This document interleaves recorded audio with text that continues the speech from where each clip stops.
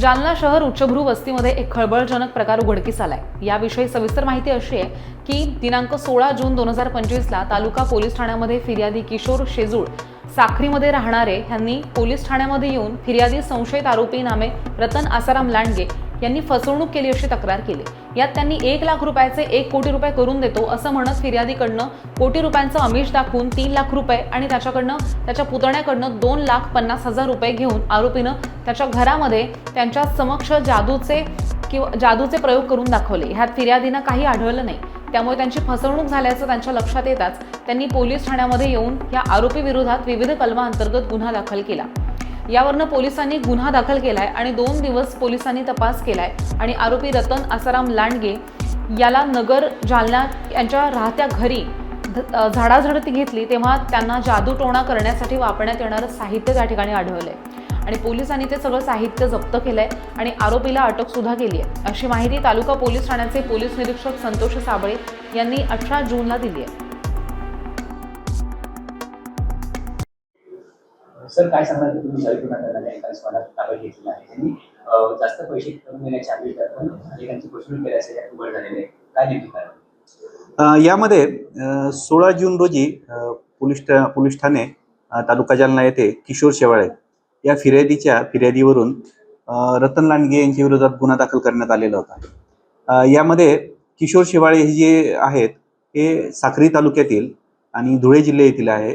त्यांना 1 लाख रुपयाचे 1 कोटी रुपये करून देतो असे आमिष दाखवून त्यांच्याकडनं आणि त्यांच्या पुतण्याकडनं सुमारे 5.5 लाख रुपये ह्या आरोपींनी त्यांच्याकडनं घेतलेले होते आणि या पैशांचं जे आहे रूपांतर ते करोडो रुपयामध्ये करून देतो असं त्यांना सांगितलेलं होतं।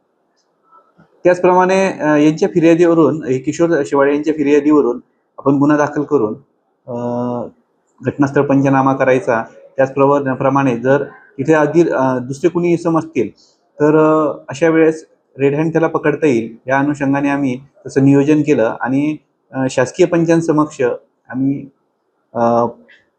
हे जे रतन लांडगे जिथे राहतात जे घटनास्थळ आहे तिथे जाऊन आम्ही पंचनामासाठी गेलो असता तिथे हा रतन लांडगे एक मुंबईचे एक इसम आहेत ज्यांचं की नाव आहे राणी म्हणून त्यांचं नाव आहे आणि ते एक सुशिक्षित आणि उच्च अशा वस्तीमध्ये राहणारे इसम आहेत, टीव्ही निर्माते आहेत, मालिका निर्माते आहेत आणि अशा व्यक्तीला सुद्धा 1 लाख रुपयाचे 1 कोटी रुपये करून देतो असं आम्ही दाखवून त्यांनी तिथे पूजा अर्चा करत होते आणि त्याच वेळेस आम्ही तिथे घटनास्थळी गेलो आणि ह्या इसमांना फसवल्या जाण्यापासूनही वाचवलं आणि घटनास्थळ पंचनामा सुद्धा आम्ही तिथे केलेला आहे। या इसमाला त्यांनी 1 लाख रुपये त्यांच्याकडून घेऊन त्याला 1 कोटी रुपये करून देतो असं त्यांनी सांगितलेलं होतं। ती जी रक्कम आहे त्या राणी यांच्या जवळच होती, त्यामुळे त्यांची फसवणूक झालेली नाही, परंतु त्यांना आपण याच्यामध्ये साक्षीदार बनवलेलं आहे। याच्यामध्ये जे आहेत त्यांनी अतिशय म्हणजे एका रूममध्ये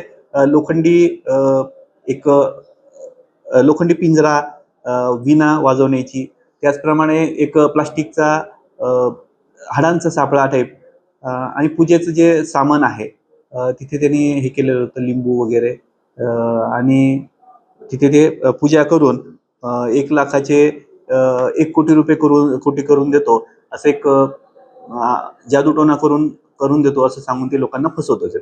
याच्यामध्ये विशेषतः जे आहेत हे मुंबई, पश्चिम महाराष्ट्र आणि उत्तर महाराष्ट्रातील लोकांना हेरून त्यांना हे फसवतात आणि त्यांच्याकडनं ही रक्कम घेऊन पोबारा करत असतात। तर आम्ही जेव्हा रेड केली त्यावेळेस आम्ही ह्या इस्मांकडून जो रतन लांडगे आहे यांच्याकडून सुमारे 1,49,000 रुपये रिकव्हरी केलेली आहे। आज रोजी त्यांना माननीय कोर्टामध्ये हजर केलं असता माननीय कोर्टाने त्यांना 7 दिवसाचा PCR दिलेला आहे। याच्यामध्ये इतरही आरोपी आहेत आणि आम्ही त्यांचा शोध घेऊन त्यांना सुद्धा अटक करण्याची दक्षता घेत आहोत। त्याचप्रमाणे इतर जो त्यांच्याकडनं काही रिकव्हरी अजून बाकी आहे ही रिकव्हरी सुद्धा आम्ही करण्याचा प्रयत्न करत आहोत। सदरची कारवाई जी आहे माननीय पोलीस अधीक्षक जालना श्री बन्सल साहेब, अप्पर पोलीस अधीक्षक Shri Ayush Nomani sir, DYSP Shri Anand Kulkarni sir आणि माझे जे सहकारी आहेत API पाटील साहेब आणि त्यांची टीम यांनी ती केलेली आहे आणि पुढील तपास चालू आहे।